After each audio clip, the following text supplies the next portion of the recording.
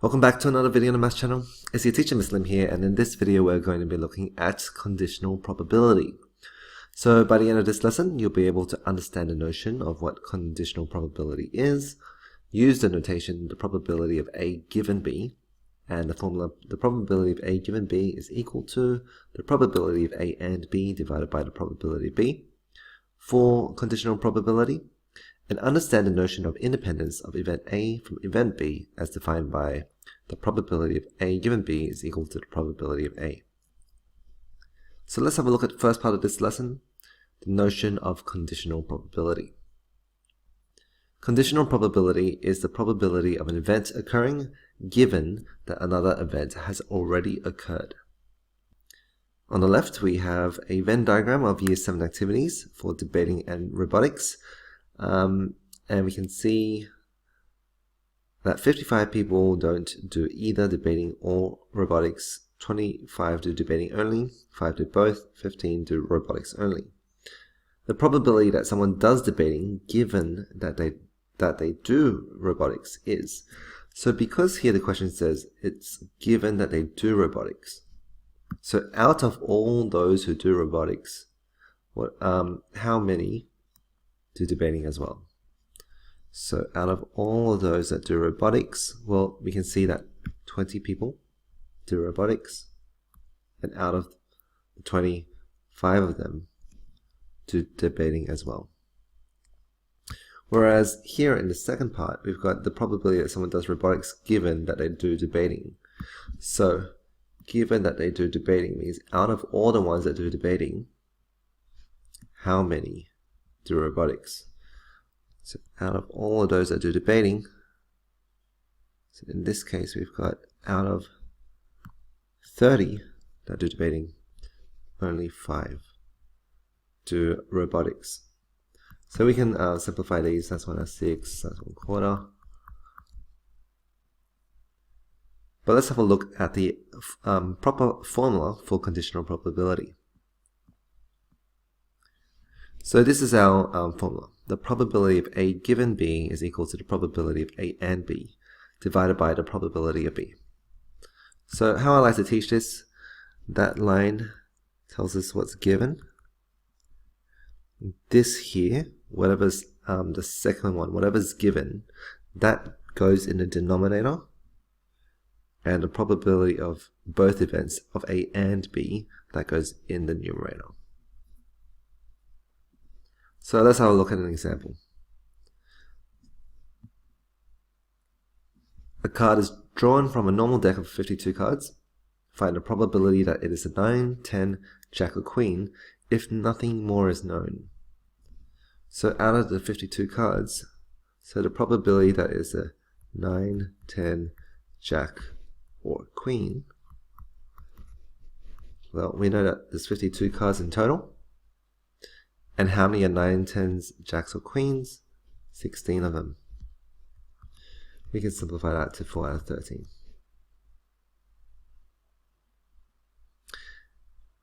What is the probability of that it's a 9, 10, Jack or Queen if it is known to be a court card? So the probability that it's, actually let's use a different color. The probability that it's a 9, 10, Jack or Queen given that we know it's a court card. Well, how many court cards are there? Remember, whatever's given, that goes in the denominator. Well, there are 12 court cards, so Jack, Queen, King, 4 of each. So that's out of 12. Out of those 12, how many are 9s, 10s, Jacks, or Queens? 8. We've got 4 Jacks and 4 Queens. And we can simplify that. Divide by 4, that's 2 over 3.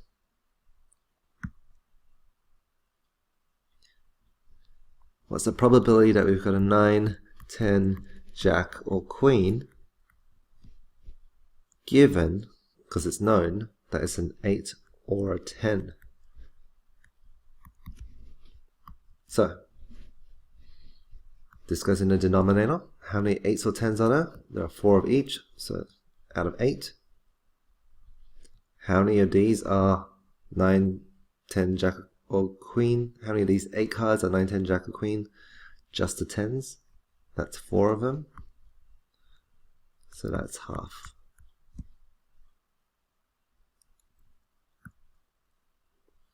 And part 4 here, it is known to not be a 2, 3, 4, or 5.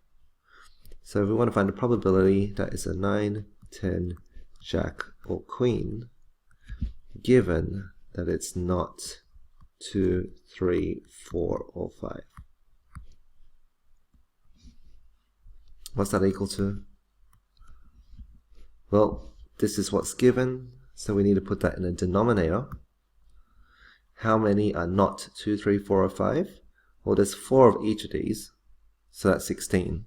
So we do 52 minus 16. We know that it's going to be out of 36 cards. Out of 36 cards, how many are 9s, 10s, Jacks, or Queens? Well, 4 of each of these, again. That's 16. So we have 16 out of 36. And what does that simplify to? 4 over 9. Okay, so that makes it nice and simple.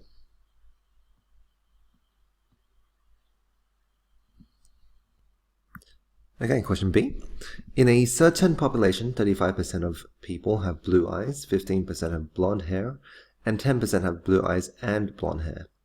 A person is chosen from this population at random. Find the probability that they have blonde hair, given that they have blue eyes.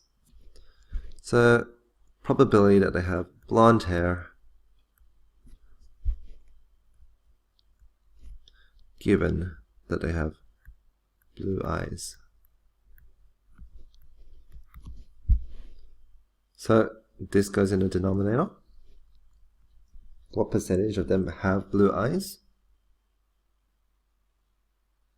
We have 35%. And remember, in the numerator, we have the probability of those that have blonde hair and blue eyes. So maybe I'll just write that out here. Maybe we'll just expand this out. The probability that they have blonde hair and blue eyes divided by the probability that they have blue eyes. Okay, just remember, whatever's given, that goes in the denominator. So blonde hair and blue eyes is 10%. Blue eyes is just 35%. So if we were to do that, 10% over 35% is 2 out of 7.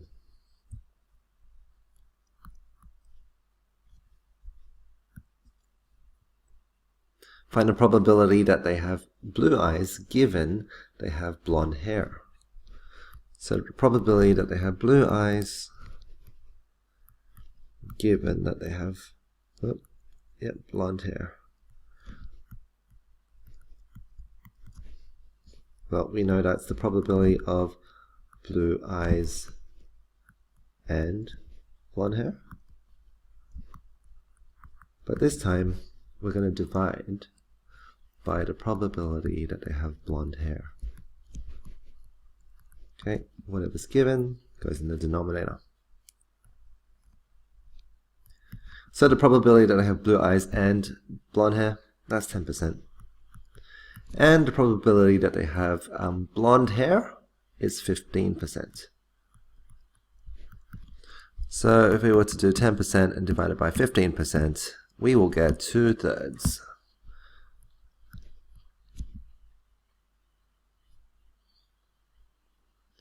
Alright, let's look at the last part of this lesson, which is independent events. Two events, A and B, are called independent if the probability of A is not affected by knowing whether or not B has occurred. So the probability of A given B is just equal to the probability of A. Remember, if the probability of A and B is equal to the probability of A times the probability of B, then A and B are independent events. So let's have a look at an example. 2 dice are thrown one after the other. Let A be the event the first die is odd. Let B be the event the second die is 1, 2, or 3. And let C be the event the sum is 5. Which of the 3 pairs of events are independent? So we have event A. So we got the probability of A. What is that equal to? Well, A is the event that the first die is odd. So out of the 36 outcomes here, out of 36, how many have the first die is odd? Well, the first is the x-axis here. First die is odd. All of them has the first die is odd. That's 6 times 3, that's 18, or half. What's the probability of event B? Well, event B is the second die is 1, 2, or 3. So the second die is the y-axis. So if it's 1, 2, or 3, it's all of those 18. 18 out of 36, again, which is half. And the probability of event C. Let C be the event that the sum is 5. Well, 1 plus 4 is 5. 2 plus 3 is 5. 3 plus 2 is 5. And 4 plus 1 is 5. So out of the 36, out of 36, 4 of them have a sum of 5. Simplify that to 1 over 9. Okay, so now that we've done that, what we need to do is we need to find the probabilities of combinations of events, of A and B, of B and C, and of A and C. So the probability of A and B, let's work that out together. First die is odd, and the second die is 1, 2, or 3. So we've got first die is odd, and the second die is 1, 2, or 3. Odd and 1, 2, or 3. Odd and 1, 2, and 3. We can see here that there are 9 out of the 36 that are both events, or 1/4.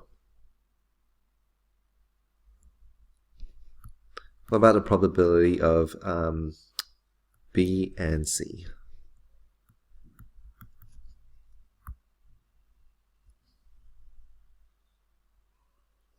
So I think it's easiest for us to just circle all the ones that are event C first, and which ones are also have the second die as 1, 2, or 3.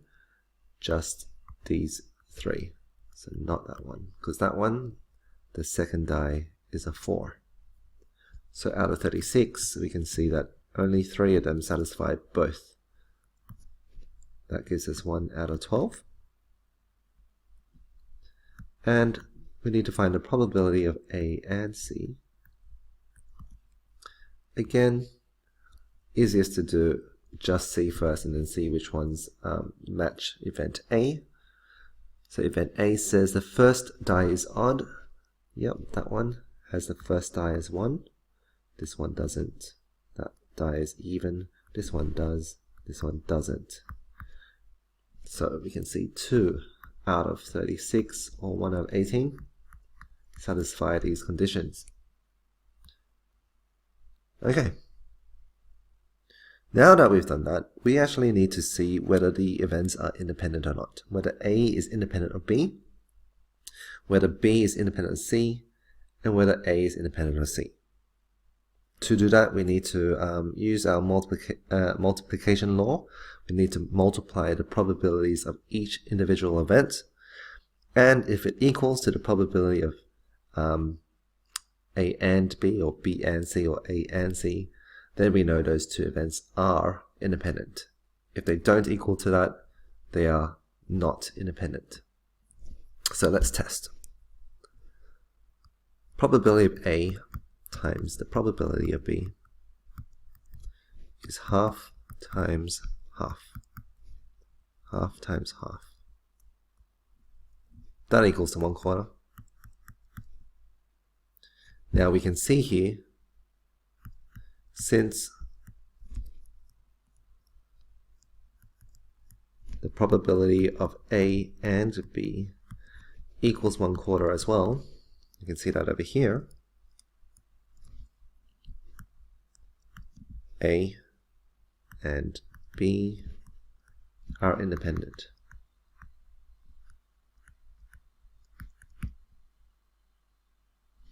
Let's try probability B and C.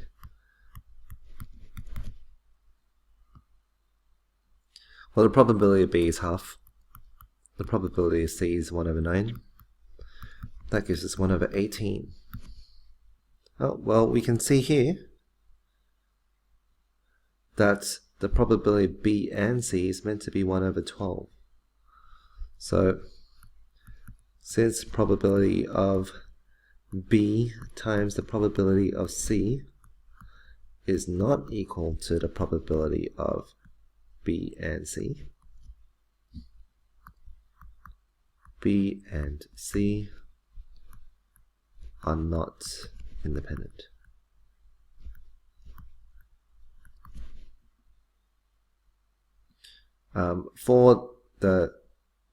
For this line above, I'll probably write something similar. I think that's more mathematically correct.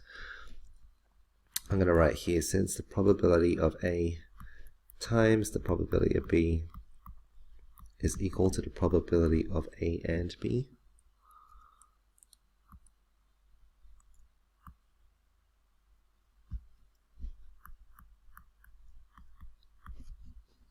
A and B are independent.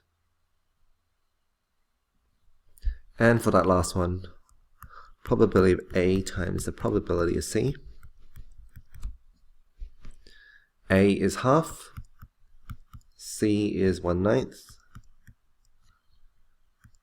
That gives us 1/18.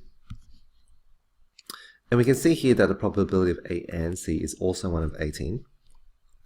So since the probability of A times the probability of C is equal to the probability of A and C, A and C are independent.